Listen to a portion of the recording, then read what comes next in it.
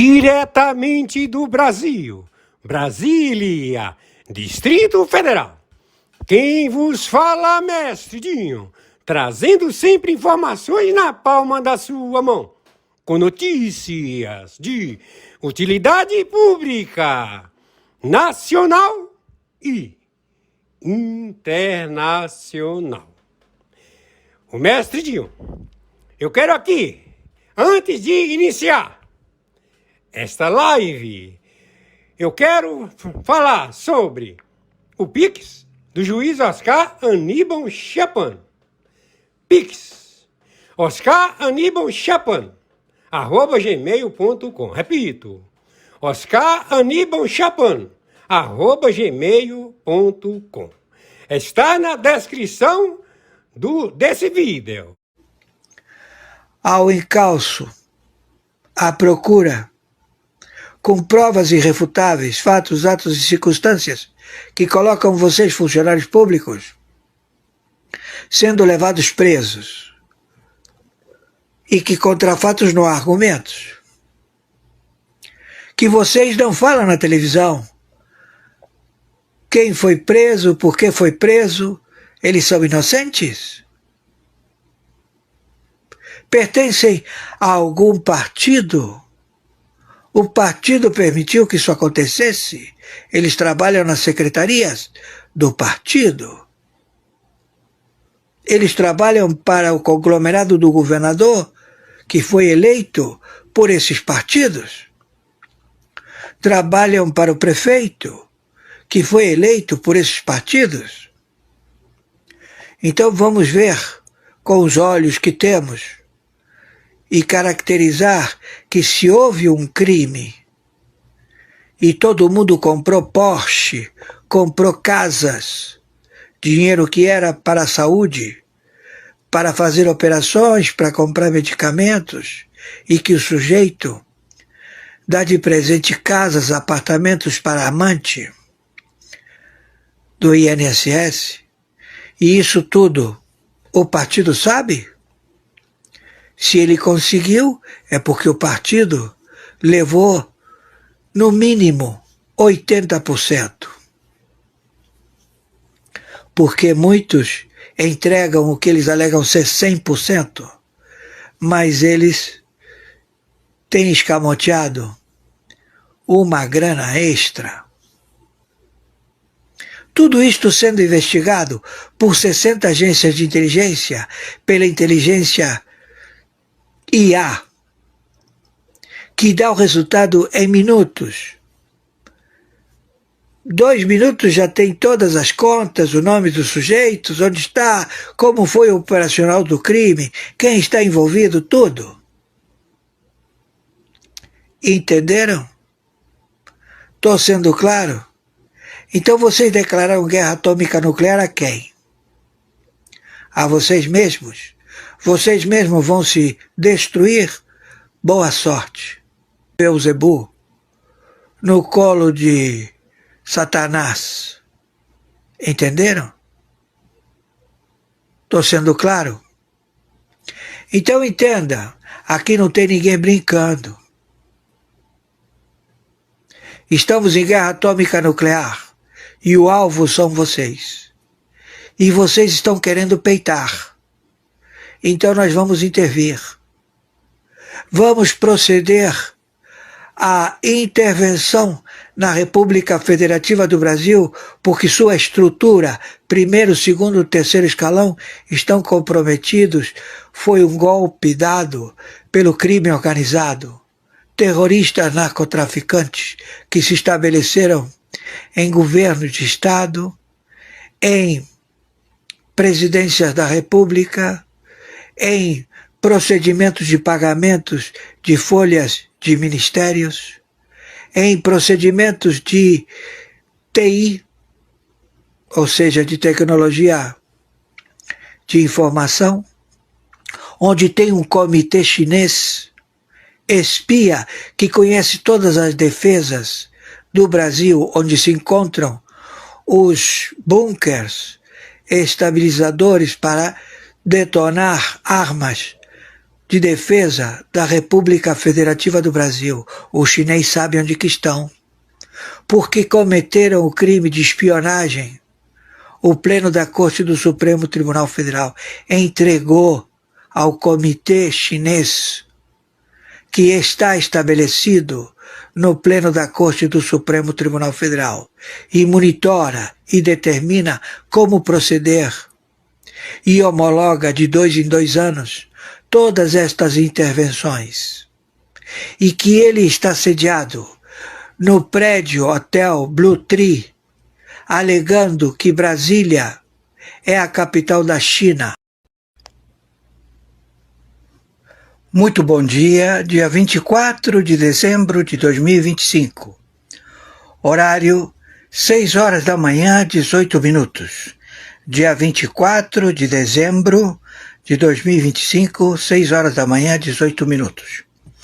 Já estamos com o posicionamento da Europol, da Interpol e também de autoridades da Indonésia, como também nas Filipinas, a captura imediata da falsa identidade que se faz chamar Luiz Inácio Lula da Silva. Este impostor, conjuntamente com os que deram golpe de Estado no Brasil, o Pleno da Corte do Supremo Tribunal Federal, foi dado pelo Comitê da China. A China se estabeleceu em Brasília, sua capital da China em Brasília, no Hotel Blue Tree, onde ele posicionou o modus operandi através do comitê estabelecido a elaborar toda a infraestrutura e o monitoramento no Legislativo, no Executivo e no Judiciário, em 27 estados e 5.070 municípios, todos elaborados a um plano maquiavélico financiado pelo petróleo do Irã, pelo petróleo russo, pelo petróleo venezuelano. E tanto o Brasil quanto 17 países do narcotráfico a serem rotas do fentanil, usados pela Rota da Seda, rota marítima da distribuição de ópio, fentanil para o planeta. Tudo isto com a China. Então a China ela está enquadrada como narcoterrorista, país narcoterrorista. Então nós já temos todas as provas já formatadas, posto que a própria China ela estabelece que o fentanil que ela produz está envenenado.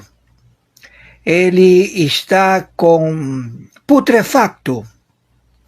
Ele mofa, ele fica mofado e é dado para as unidades hospitalares. E as unidades hospitalares utilizam esse fentanil chinês e provoca a morte imediata. Tudo isto com provas irrefutáveis, fatos, atos e circunstâncias no planeta. Além deles transportar o ópio, as cargas de armas, também mísseis e também nióbio. O contrabando, ele é uma moeda vigente, estabelecida tanto pela China quanto pela Rússia. Não é um comportamento normal, é uma atividade criminosa, onde eles tratam como se fosse normalidade este tipo de procedimento. E o seu vendedor, o seu marqueteiro, que se faz chamar Luiz Inácio Lula da Silva, é um espia, é um atleta. Ele foi colocado para suplantar o óbito deste Mefistófeles, que já faleceu há muito tempo, Luiz Inácio Lula da Silva. Então nós estamos com o pedido de prisão em todo o planeta, onde for encontrado Luiz Inácio Lula da Silva será detido ou abatido. A escolha é dele. Há tanto na República Federativa do Brasil, que está em intervenção. A estrutura de governo do primeiro, segundo e terceiro escalão está comprometido pelo ORCRIM, Foro de São Paulo, Grupo de Puebla, organização criminosa, máfias, reduto da cleptocracia da ONU, estabelecido em 196 países, a branquear através do Banco Central do Brasil, conjuntamente com Fintechs e Banco Master, ao delipêndio e à venda de títulos prescritos sem valor a serem repassados para 196 países que amargaram e têm títulos falsos. E todos eles se deram conta agora, alegando que há um default global mundial. E este default, ele é através dos papéis que são emitidos de falsa valia, falso valor. São todos dublês que são forjados. É um crime mundial global. Então estamos à procura desse farsante que se faz chamar Luiz Inácio Lula da Silva. Quem está falando é o interventor pela segunda vez na República Federativa do Brasil, o senhor Oscar Aníbal Chiappano, árbitro, arbitragem internacional, justiça paga, no cargo, com tutela e curatela, pelo Tribunal Internacional, pelo Tribunal Penal Internacional, pelo Supremo Tribunal Mundial. Chancela e curatela. Intervenção na República Federativa do Brasil com anuência, tutelaridade de 123 países signatários do Tribunal Penal Internacional. Temos então este procedimento imediato, hoje, 24 de dezembro de 2025. O procedimento estabelecido, Junta Militar, Exército, Marinha Aeronáutica, a prevalecer na administração de toda a América do Sul durante 15 anos, onde a Junta Militar estabelecida vai determinar o monitoramento de todos os estados da República Federativa do Brasil, 27 estados e 5.070 municípios. Estamos vendo a gravidade dos fatos do default global mundial estabelecido por Luiz Inácio Lula da Silva, falsa identidade, conjuntamente com o seu vice-presidente, Alckmin, e com o seu ministro da Fazenda, Haddad, e também a Tabet, e toda a sua membresia, que estabeleceram as tabulações forjadas tributárias. Tornamos a repetir que esta falsa identidade que se faz chamar Luiz Inácio Lula da Silva prescreve todos os documentos que este indivíduo tenha assinado. Não tem valor, não tem mais-valia, porque é um plágio, é um estelionato mundial, global, conhecido como Comitê Chinês. O Comitê Chinês. Commission China. Então todos eles já foram identificados e todos eles já estão sendo levados às várias determinações globais. Eles se roubaram entre eles. Eles mesmos criaram default entre os próprios estados. 196 estados que se agruparam no BRICS, que quiseram estabelecer uma forma de pagamento ao qual eles se assaltam, eles se roubam. Eles dizem que a vigência da paridade das moedas é com relação a quê? A ouro, a prata? Cadê o ouro? Cadê a prata? Não tem ouro, não tem prata, não tem dinheiro. Tudo já sucumbiu. Não há nada. E estamos atrás desse capital em que estes indivíduos quiseram fugir para Doha, no Catar, para Turquia, do Erdogan. Então estamos estabelecendo todos os arrestos através da Lei Magnifici. Por favor, façam o favor de tomar cuidado, porque eles não comemoram Natal nem Ano Novo. Eles estão em um litígio e querem tomar as terras na força. Então eles vão entrar com embarcações nas praias, no Rio de Janeiro, Ipanema, Leblon, Copacabana, Barra. Eles vão entrar nas praias da Bahia, do Ceará, lá também de Minas Gerais, toda a área da costa, eles querem entrar. Nós estamos com o submarino nuclear na área do pré-sal. Há embarcações do Irã em porto brasileiro, há embarcações da China em portos brasileiros, há embarcações no porto de Mariel, em Cuba. Já estamos procedendo imediatamente. Então, esta é uma ação conjunta pelas logísticas operacionais através de tecnologia universal. Ninguém tem essa tecnologia. E eles alegam e querem arguir que tem posicionamentos de bombas atômicas, etc, etc, etc. Mas, em realidade, todos estão falidos e vivem das bravatas, das mentiras.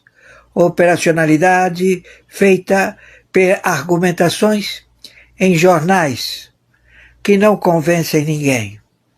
E todos eles também foram confiscados pela Lei Magnifici. Então isto procede tudo hoje, dia 24 de dezembro de 2025. Quem está falando é o senhor Oscar Aníbal Chapano. O meu que elaborou este crime internacional, intrafronteiras. Então nós estamos com 60 agências, com todas as embarcações, com todos os armamentos, para colocar a suspeição administrativa em todo o processo de pagamento em Banco Central do Brasil, em bancos domésticos do Brasil, em fintechs.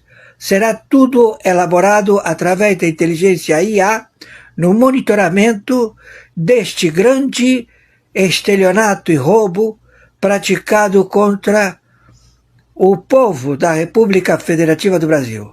Você pagava impostos, esses impostos eram divididos para quem tinha eleito o prefeito, eles dividiam os impostos e levavam, e você não tinha nenhum tipo de benesse. Você elegeu o governador, eles, ou seja, os partidos políticos dividiam quem foi que elegeu esse governador e roubavam os impostos. E tudo isto feito pelo Banco Master e outros bancos também, domésticos, que estamos já em averbação internacional. Então a casa caiu, o resultado pela inteligência artificial é muito rápido, é coisa de 10, 20 minutos, ele te traz toda a tabulação, onde se encontra o dinheiro, quem foi que depositou, como foi, e procedemos com a Polícia Federal. Estamos entendidos? Não temos o que comemorar porque o Todo-Poderoso, ele não tem nada a ver com a festa de Natal. Não é. É uma adoração ao demônio. Lamentavelmente. Então, por favor, BIS, o banco localizado na localidade de Basileia, Suíça, estabeleceu feudos para que todos os países que não se comportam em agrupamento, eles possam ter franchise, ou seja, eles podem cometer roubos e branquear através do banco BIS ou do banco Master, ou de pequenas estruturas de fintechs. Vamos ao relatório. O procedimento de arresto de embarcações piratas, falsas bandeiras, onde os navios não têm possibilidade de atracar em nenhum porto devido ao seu tamanho e calado, eles têm bandeiras. E aí você telefona para esse país e pergunta: olha, estou vendo sua bandeira numa embarcação, numa nave, num navio petroleiro de tal característica e numeração. Ele lhe pertence? Não, esse navio não me pertence. Não temos ninguém com essa jurisdição de estado da bandeira. Correto, perfeito. Então você tem noção do monitoramento que é petróleo venezuelano, que é petróleo da Rússia, que é petróleo do Irã, com falsa bandeira do Brasil, onde as características da sua nomenclatura estão bem expostas. E você diz: esse petróleo, ele é brasileiro? Esse petróleo, ele é venezuelano?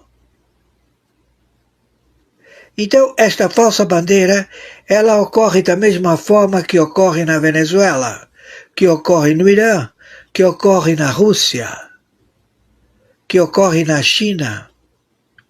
É pirataria, crime entre fronteiras. É um crime lesa a humanidade. Então, as autoridades estão autorizadas a operar por se tratar de terroristas que financiam o patrimônio da carga para a compra de armamentos, mísseis, pagar suborno, pagar mercenários e se estabelecer onde eles têm interesse. No caso, no Porto de Paranaguá, no Porto do Paraná, onde você compra terrenos de 1 milhão e vende por 36 milhões. E você diz: se você comprou um terreno de 1 milhão e você vendeu por 36 milhões, quem comprou? O crime organizado. Quem é o crime organizado? Estrutura do primeiro, segundo e terceiro escalão de funcionários públicos que deram golpe de Estado em seus países, ou não, porque eles são crimes intrafronteiras, ou seja, há uma posição de guerra terrorista aplicada no planeta e que se estabeleceram na membresia da ONU, no conluio de 196 países que agem de forma vil através de tabulações fraudulentas, de outorgas de fiscalização sem fiscal. Quem tem que investigar, não investiga. Quem tem que fazer a crítica operacional das tabulações de internet não é feito. Não há monitoramento. E o dinheiro todo arrecadado é para o financiamento do terrorismo e do narcotráfico. Então, da mesma forma, o modus operandi da Venezuela é o mesmo modus operandi do Brasil, é o mesmo modus operandi de 17 países do narcotráfico, estabelecidos no continente da Sul-América, de Centro-América, todos já identificados.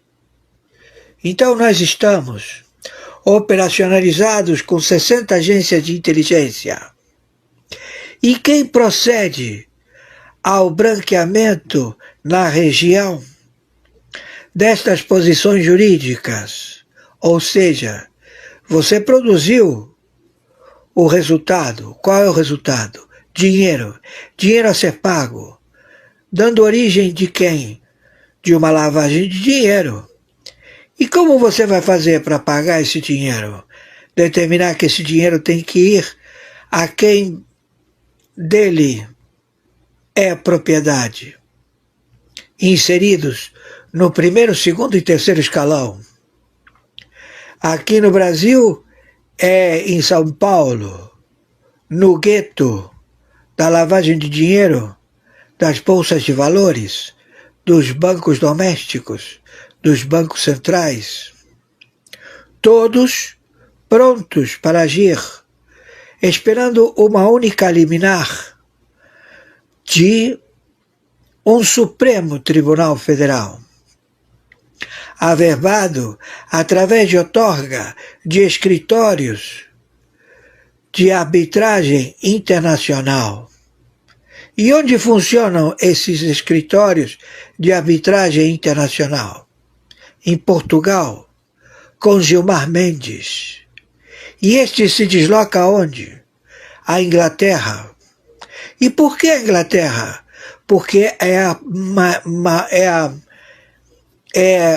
a moeda de alto valor do planeta, ao qual ela é recebida em qualquer banco central, em qualquer banco, transferida através de pagamento do escritório, do Instituto da Fundação de Alexandre de Moraes. E este procede ao pagamento do Hamas, do Hezbollah, do Irã, do Estado Islâmico.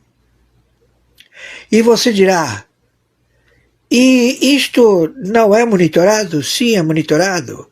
Por quem? Por 56 bancos centrais, por outorga de franchise que qualquer banco central de 196 países estará habilitado a lavar o dinheiro no Banco BIS, em Basileia, ou no Banco Master da República Federativa do Brasil. Com outorga de quem? Do Banco Central do Brasil. Com a chancela jurídica de quem?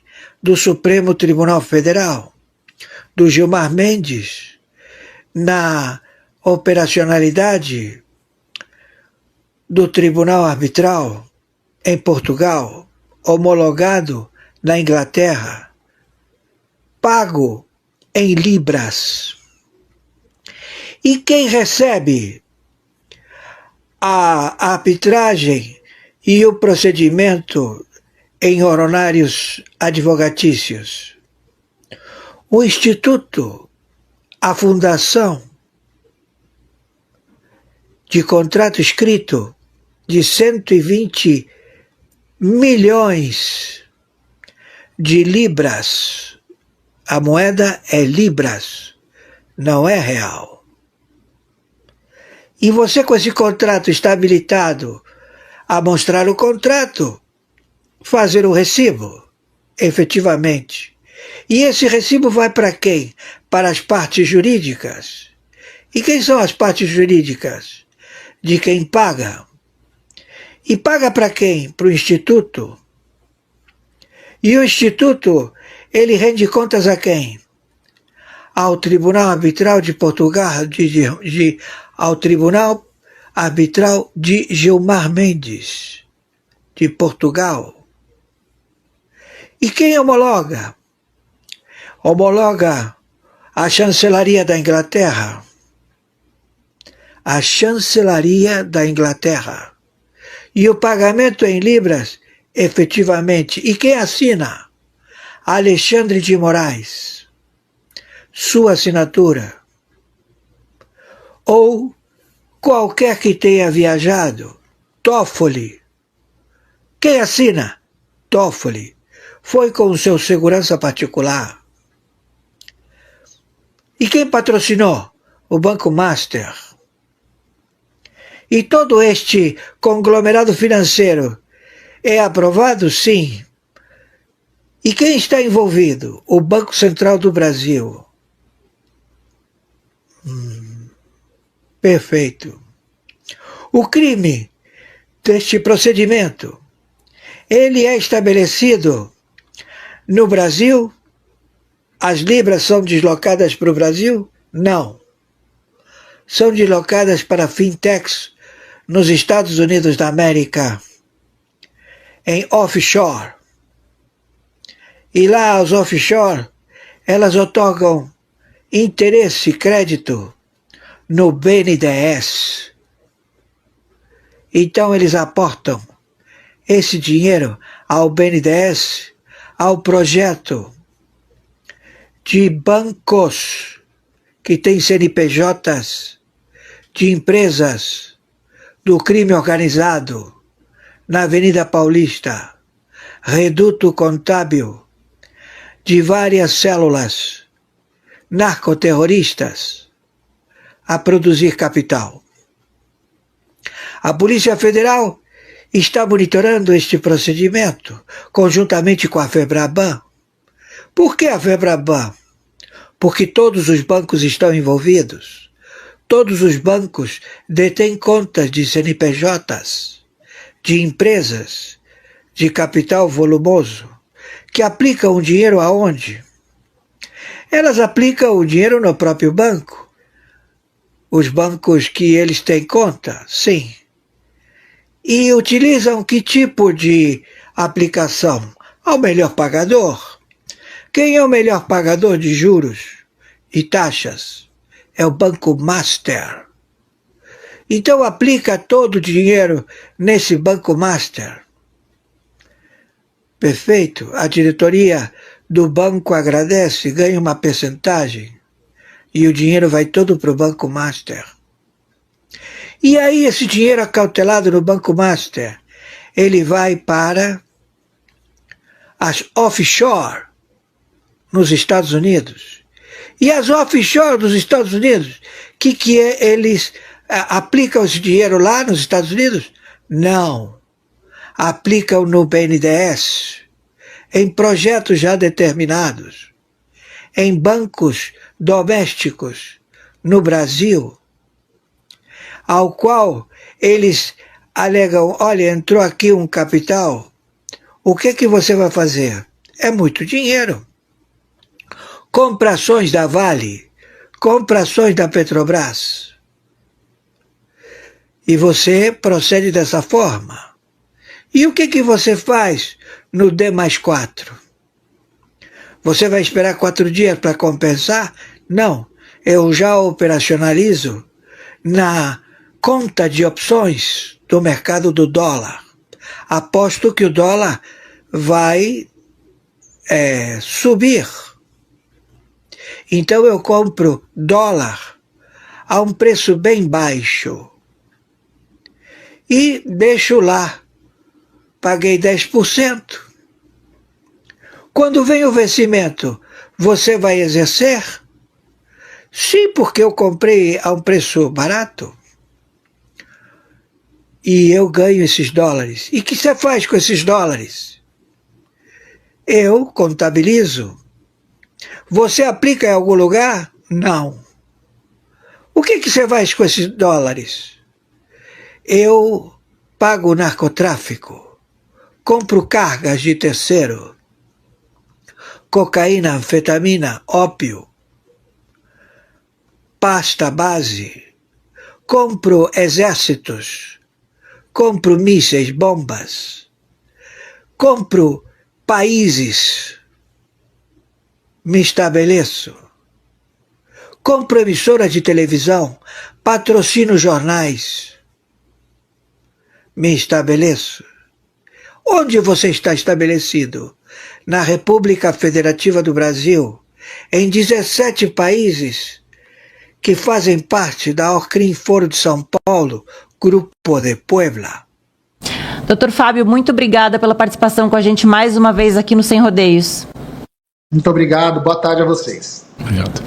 Bom, agora a gente volta a falar do Irã, né? Porque eu tinha prometido que a gente retornaria nesse assunto. Quero ouvir a opinião do Fred para falar sobre essa questão de que o presidente Donald Trump afirmou que o regime do Irã telefonou para negociar. Quer dizer, a gente sabe que a situação não é simples no Irã, mas a gente sabe também que o poder demonstrado por Donald Trump agora se impõe. Então, as nações procuram o presidente dos Estados Unidos para tentar resolver essas questões. Fred, quero ouvir então a sua opinião sobre esses protestos no Irã.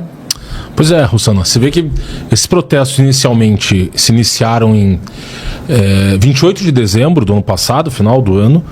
Eram lojistas ali insatisfeitos daqueles grandes bazares comuns em países árabes, estavam insatisfeitos com a situação econômica do país em função de dois problemas principais. Um deles, a questão de uma desvalorização da moeda iraniana face ao dólar, o real. Só para fins de comparação, em 1979, quando Ayatollah Khomeini chega ao poder, você precisava de 70 reais, a moeda oficial iraniana, para comprar $1. Hoje, esse número chega a 1,42 milhão de reais para comprar $1. E fora isso, a questão de uma hiperinflação. Só no ano passado, no acumulado de 12 meses, o Irã enfrentou ali uma inflação de 42%. E desde 1979, não houve nenhum ano que a economia iraniana tivesse uma inflação menor do que 10%. Então, esses comerciantes foram às ruas de Teherã protestar contra essa política do governo, tanto assim que no dia seguinte, 29 de dezembro, o presidente do Banco Central iraniano renuncia ao seu posto, mas aquelas manifestações que vocalizavam insatisfações, críticas à política econômica, acabaram ganhando apoio popular massivo, em especial envolvendo o caráter ditatorial do regime e a violação dos direitos humanos dos iranianos. Em 2022 tivemos protestos semelhantes, a partir de uma mulher curda que andava pelas ruas de Teherã, não utilizando o hijab, que é aquele véu islâmico que cobre a cabeça das mulheres. Segundo a polícia da moralidade, ela estaria utilizando o hijab de forma incorreta. Ela acabou sendo espancada e morreu 3 dias depois na prisão. Então, há muito tempo o Irã tem um problema de direitos humanos, em especial de desrespeito ao direito das mulheres, e o regime iraniano vem sofrendo uma pressão externa, não só pela questão dos direitos humanos em si, mas também pela postura do governo de confrontar tanto o Estado de Israel, e o Irã era responsável pelo financiamento do terrorismo, das principais organizações terroristas atuando no Oriente Médio, dentre as quais o Hezbollah no Líbano e o Hamas, ali na faixa de Gaza. E o Irã veio, ao longo do tempo, se enfraquecendo nesse aspecto externo. O Irã, que é um país de maioria xiita, que tinha como grande aliado ali na região o ditador sírio Bashar al-Assad, que cai em dezembro de 2024, e eles se utilizavam, os iranianos, do território sírio para mandar armamento para o Hezbollah. Mas o próprio Hezbollah e o Hamas, que também são os grandes aliados do Irã, com aqueles atentados terroristas em outubro de 2023 e a resposta do Estado de Israel a esses atentados terroristas, essas duas organizações sofreram pesadas baixas. No caso do Hezbollah, com aquele episódio do Pager, quando os serviços secretos israelenses conseguiram explodir os pagers e matar um grande número ali de membros do Hezbollah, e o Hamas também, obviamente, considerando a incursão do Estado de Israel dentro da faixa de Gaza. Então você vê o governo, tanto assim que quando os Estados Unidos também soltam as bombas sobre o programa nuclear iraniano, naquelas instalações em que era desenvolvido e enriquecido o urânio para fins de desenvolvimento da bomba nuclear, e o Irã nunca escondeu que tem como objetivo varrer o Estado de Israel da face da terra, como eles chamam o Estado de Israel, a entidade sionista, e eles denominam os Estados Unidos de o grande Satã e o Estado de Israel de o pequeno Satã. Você vê que a liderança, o Ayatollah Khamenei, que é o atual líder supremo do Irã, sempre adotou uma postura dúbia em relação aos Estados Unidos. Tanto assim que, logo depois desses ataques ao programa nuclear iraniano, ele internamente adota um discurso de que havia vencido a guerra contra Israel e ali estabelece um canal de diálogo com o governo americano, anunciando e avisando os americanos, falou: olha, eu preciso dar uma resposta interna à minha população, eu vou bombardear algumas bases militares americanas do Oriente Médio, mas tudo combinado num jogo de cena. Então agora também você vê essa tentativa do Khamenei de estabelecer um diálogo com o Trump, porque ele está preocupado, porque de fato o Trump fez publicações mencionando que, a depender da repressão feita pelo regime iraniano contra os manifestantes, que ele tomaria medidas militares, e o precedente agora do Nicolás Maduro acendeu um alerta vermelho para esses adversários do Trump, de que o Trump, né, não está disposto mais a falar, né, e está disposto a agir e tomar medidas, inclusive no campo militar, se necessário.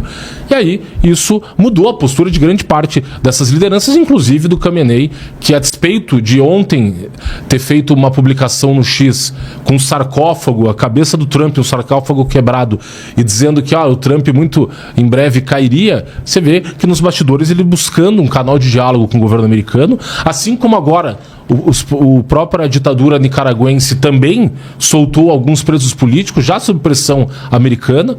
O governo venezuelano também está fazendo, e o próprio Miguel Díaz-Canel, o ditador cubano, demonstrando preocupação, até porque o Trump também fez uma publicação nesse final de semana brincando que o Marco Rubio assumiria ali o controle político de Cuba. Então, essa postura dúbia do Khamenei, que adota uma retórica beligerante, mas nos bastidores procura sempre dialogar e deixar uma porta aberta com o governo americano, ela é ainda mais relevante agora, porque, de fato, eles estão com uma preocupação de que essas manifestações consigam atingir o regime no seu núcleo, e até porque o Reza Pahlavi, filho do Mohammad Reza Pahlavi, que havia sido deposto justamente por essa revolução iraniana em 79, ele hoje reside nos Estados Unidos, e tem conclamado a população iraniana a continuar os seus protestos, e ele se coloca como uma alternativa de poder na eventual queda do Khamenei e da República Islâmica do Irã.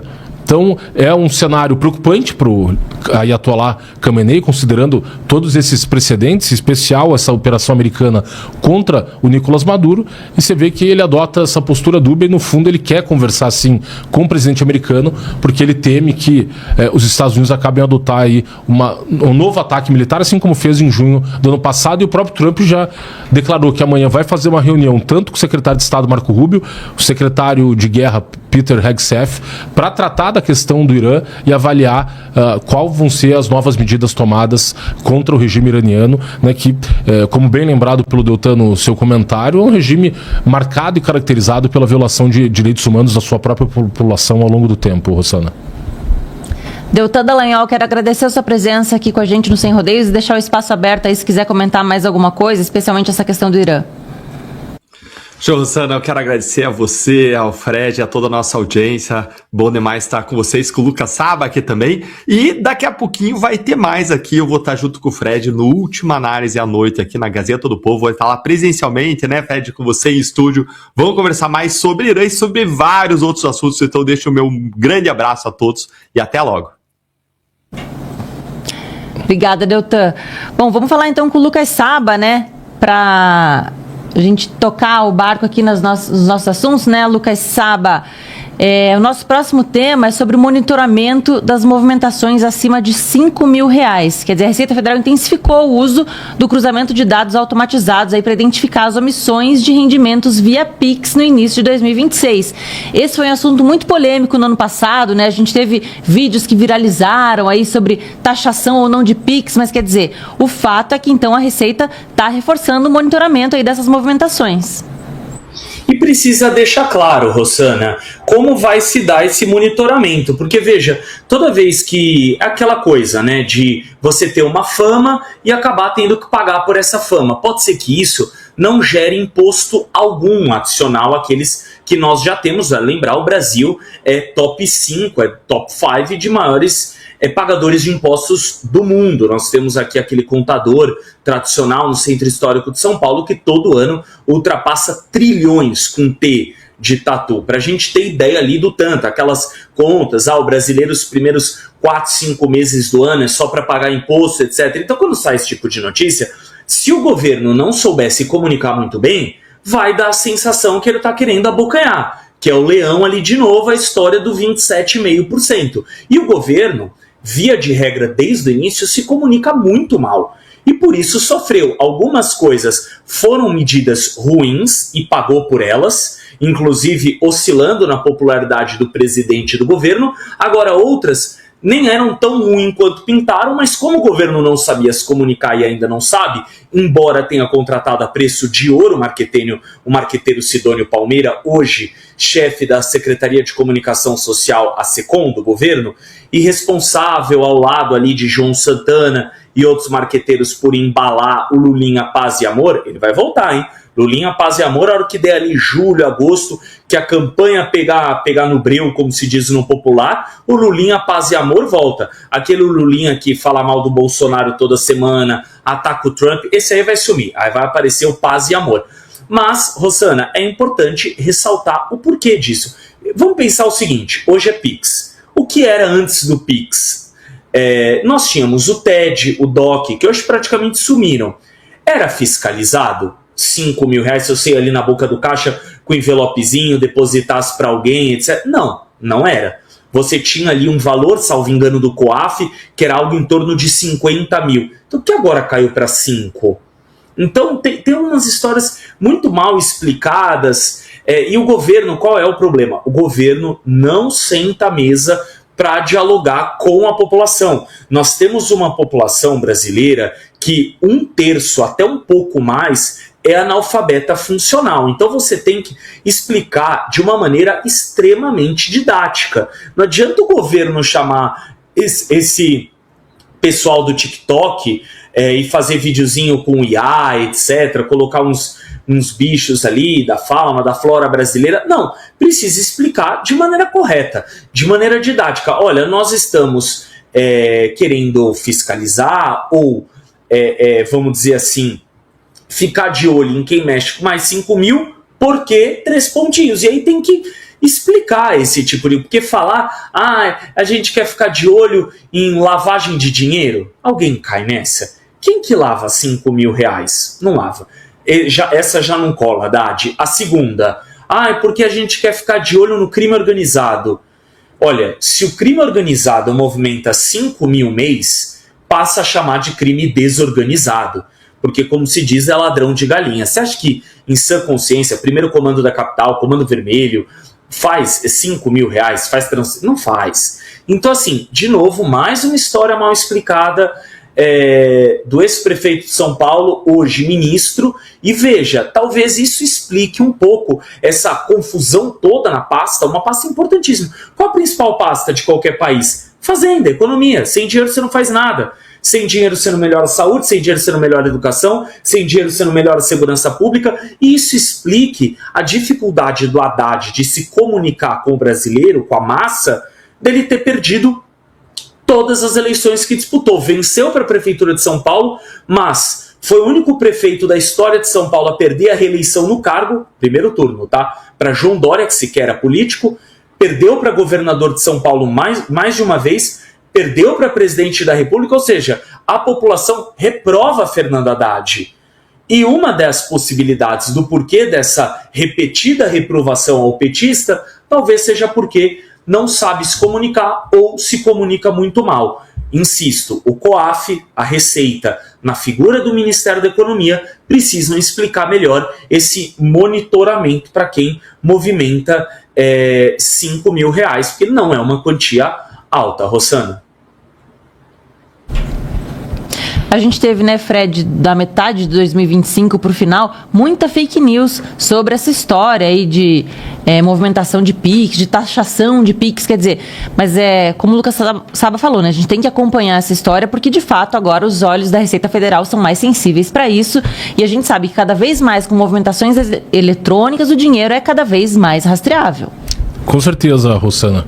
E essa questão do Pix, que foi, né, no início do ano passado, o tema que mobilizou, só com o vídeo do Nicolas lá, mais de 300 milhões de visualizações daquele vídeo, em que ele tratava justamente disso, que o governo federal queria aumentar o monitoramento sobre o Pix, não para taxar a movimentação financeira diretamente do Pix, mas para monitorar as receitas, rendimentos que a pessoa tem ao longo do tempo para fins de, eventualmente, cobrar um imposto de renda devido sobre aquelas movimentações e aqueles rendimentos. O governo federal, no início do ano passado, negou que quisesse fazer esse monitoramento para fins arrecadatórios, disse que era uma fake news do Nicolas, que ele estaria induzindo a população a erro, dizendo que eles não taxariam o Pix por si só, mas o vídeo dele era muito claro, era esse, falou, olha, o governo pretende, por meio de uma portaria da Receita Federal, aumentar o monitoramento, porque o objetivo com o monitoramento é calcular quanto o indivíduo tem de rendimentos ao longo do ano para fins de cálculo do imposto de renda e comparar quanto a pessoa declarou ter auferido como renda no ano e quanto ela movimentou, e eventual discrepância nessa movimentação levaria a uma autuação por, né, essa declaração a menor do que seria devido.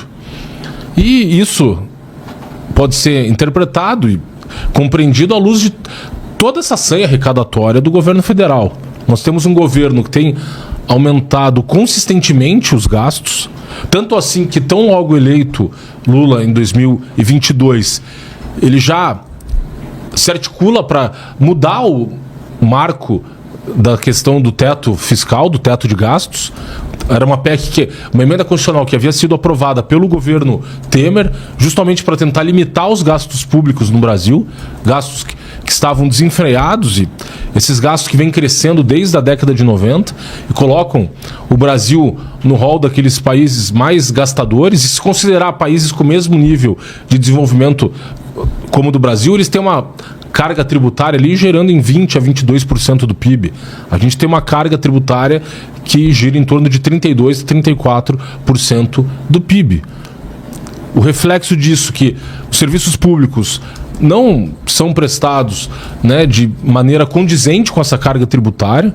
O que nós vemos ao longo do tempo é uma apropriação do orçamento público por grupos organizados, por grandes corporações.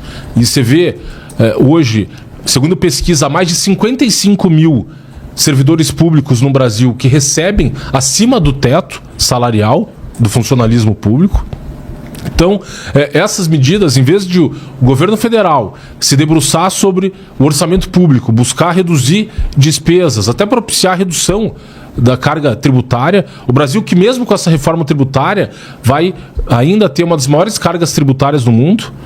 A intenção, ao se aprovar essa reforma, era que se pudesse aliviar o pagador de impostos para que sobrasse mais dinheiro para cada um dos brasileiros no final do mês. Mas você vê que o governo é um inchaço da máquina estatal, né, mais de 3 décadas, e muito fruto da Constituição de 88, que é uma Constituição intervencionista do ponto de vista econômico e que concede uma série de privilégios às corporações estatais, e o reflexo disso é muito claro para o pagador de impostos no Brasil. É justamente em função da Constituição de 88 que nós temos esse agigantamento do Estado ao longo das décadas, e essa nova medida do governo é um ato de desespero, de olha, vamos achar aqui onde que a gente pode tributar mais, condizente com aquela, até com o apelido do Haddad como Taxade, porque desde que ele assume o Ministério da Fazenda, Você vê, em vez de o governo priorizar o corte de gastos e racionalizar os gastos públicos, não, eles só querem aumentar a arrecadação. O caso mais gritante foi o caso do IOF no ano passado. O IOF, imposto sobre operações financeiras, o governo aumentou o IOF, o Congresso havia inclusive derrubado aquele aumento e o STF ali, numa canetada, salvou o governo, justamente porque naquele momento o aumento do IOF era um aumento inconstitucional. E por quê? Porque o IOF é um imposto regulatório e não um imposto arrecadatório.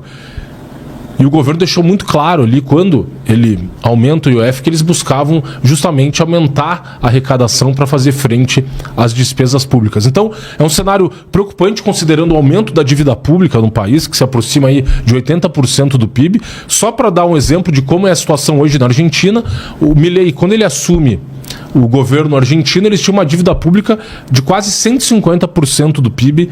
Ele conseguiu reduzir para aproximadamente 75%, quase pela metade. Você vê o esforço hoje do Javier Milei de reduzir o tamanho do Estado na Argentina, e casa inclusive com a declaração que tivemos aqui na nossa entrevista com o presidente da ABMAC, José Veloso, dizendo que a exportação de maquinário, o Brasil, que tinha os Estados Unidos como o maior mercado de exportação dos nossos maquinários, hoje você teve a Argentina com crescimento no ano passado de 38% no volume das importações argentinas e exportações brasileiras para a Argentina. Então, você vê que a fórmula econômica que funciona no mundo é justamente se enxugar o tamanho do Estado, reduzir e permitir com que a sociedade sobre mais dinheiro no bolso de cada um dos cidadãos, para que esses cidadãos possam... Ninguém sabe melhor, né, gastar o seu dinheiro do que a própria pessoa. E você vê o governo brasileiro indo na contramão com essa dívida fiscal, a situação fiscal brasileira preocupante, e muitos economistas apontando que em 2027,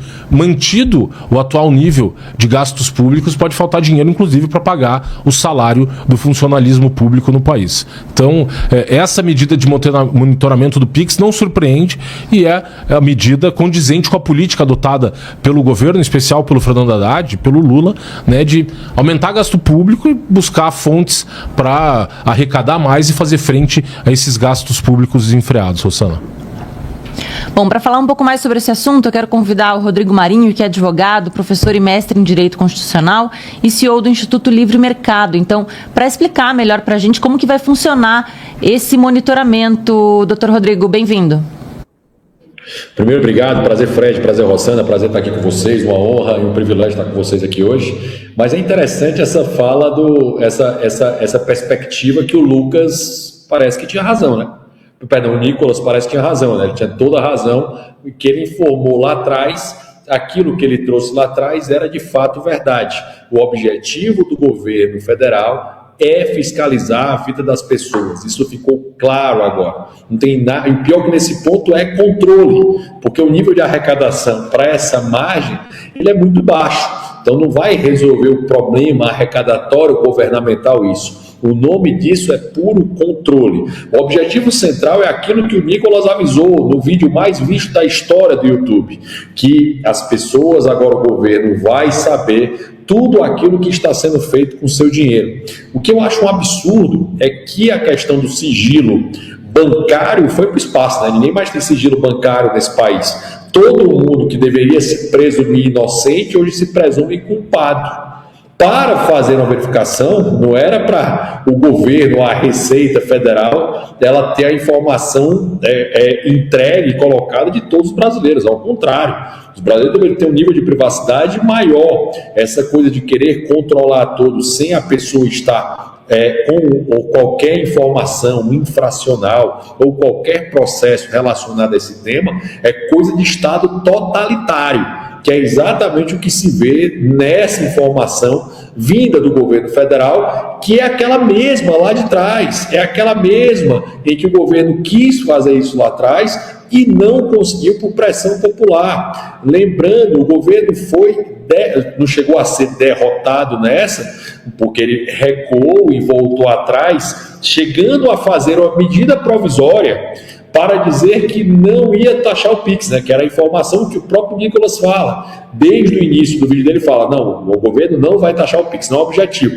mas o governo vai passar a fiscalizar você que faz um bico, que faz um bolo, que faz uma venda de um determinado bem, produto ou serviço no Brasil, ele quer taxar. Isso vai pegar principalmente as classes D e E, que é a base eleitoral desse governo, que só faz aumentar impostos dia após dia, como disse o Fred, né? A do IOF, Fred, só para complementar o que você falou, é muito absurda, que na realidade não foi o STF, né? Todo o STF, foi o ministro Alexandre de Moraes, tem uma decisão monocrática que até hoje não foi ratificada pelo plenário da Suprema Corte, para variar. Mais uma vez, lembrando que quando o Bolsonaro baixa impostos, o Alexandre de Moraes diz o seguinte, também na decisão dele, monocrática: o governo Bolsonaro está abusando quando ele baixou o IPI, porque ele não pode baixar o IPI dessa forma, porque é um absurdo. O mesmo Alexandre de Moraes, quando se tratou do Lula, disse o contrário do que disse em relação à decisão de baixar tributos, ou seja, para aumentar tributos o presidente tem autorização, para baixar não. São vergonhosas, as decisões dadas pelo ministro Alexandre de Moraes, em vários casos. Nesse caso concreto é teratológica, certo? Até porque é exatamente o contrário daquilo que ele tinha falado no que tange à diminuição de IPI feita no governo Bolsonaro. E lembrando, pela própria regra do Supremo, ele deveria encaminhar para o Pleno do Supremo Tribunal Federal qualquer ratificação ou eventual retificação de decisões monocráticas colocadas, e até hoje ele não fez isso ainda. É um absurdo completo. Isso, óbvio, vai prejudicar o Congresso, com certeza. Já deve ter hoje ou amanhã diversos PDLs, né, que são projetos de decreto legislativo para derrubar essa medida. Isso provavelmente deve estar acontecendo durante agora essa semana, e na primeira semana de fevereiro, muito provavelmente isso será derrubado por abuso de poder regulatório do Executivo, que é exatamente esse caso concreto, de maneira absurda, perseguindo as pessoas, repito, coisa de Estado totalitário. Quero registrar aqui o comentário do Cassiano falando para o povo mais imposto e mais monitoramento, para o governo mais benefícios e mais corruptos blindados. Lucas Saba, quer comentar aí ou fazer uma pergunta, então, para o doutor? Vou fazer uma pergunta.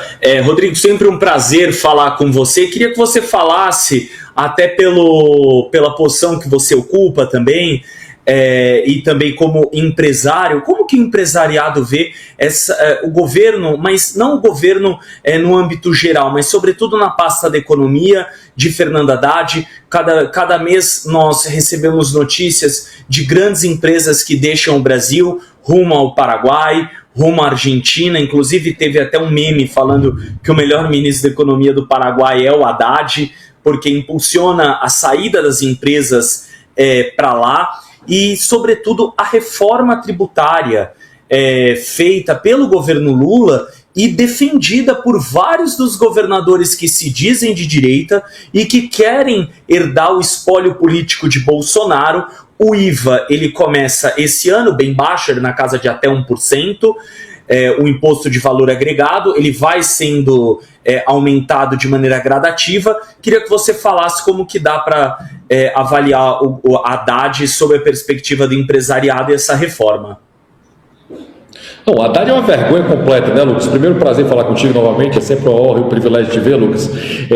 Primeiro, todo ponto relacionado ao Haddad, né?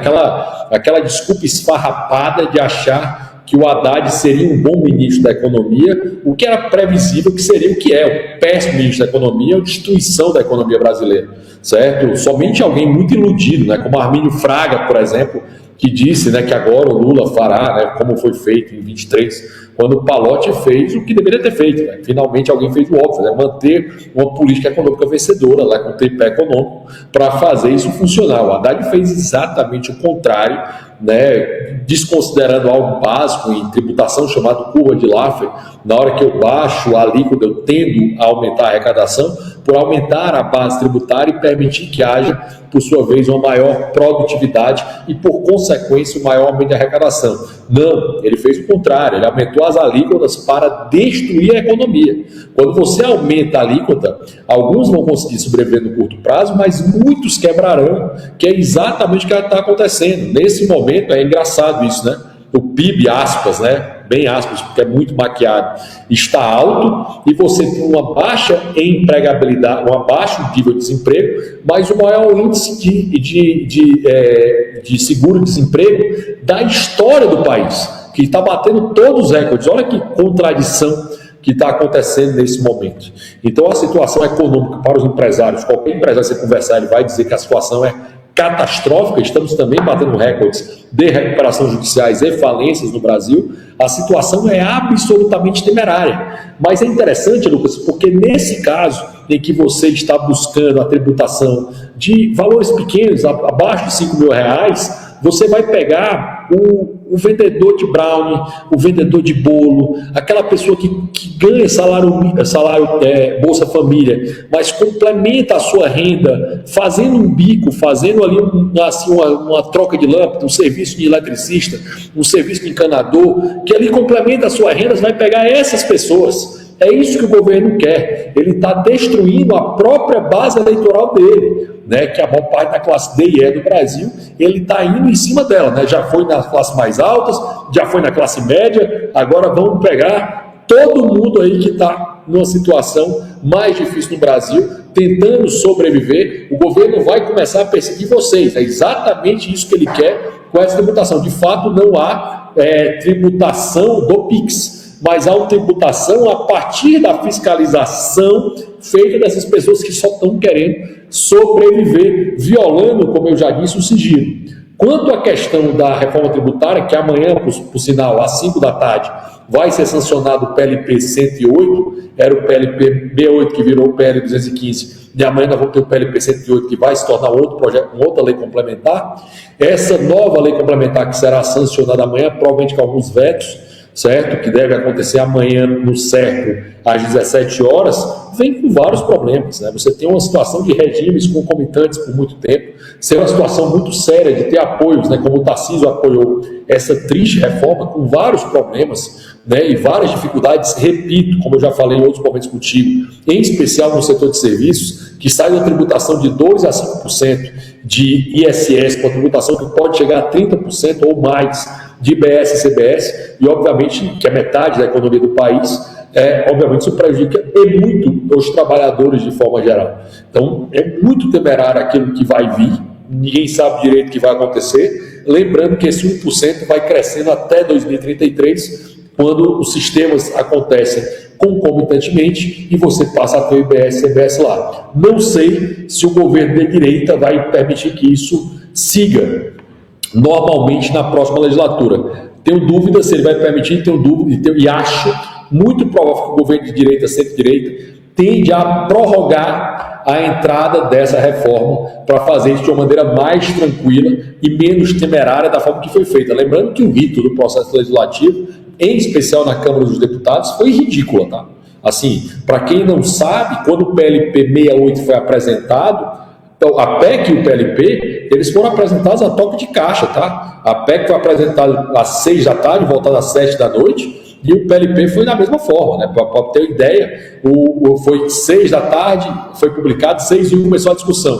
Na sexta-feira foi publicado 7 da noite, 7h02 começou a votação. É uma loucura completa a questão disso. Chegou ao ponto do ex-presidente Arthur Lira dizer, fiquem tranquilos, deputados, a assessoria de vocês vai virar à noite lendo o projeto de lei, certo? Então, assim, temerário todo o processo legislativo, tudo aquilo que aconteceu, e perigoso para o país aquilo que virá.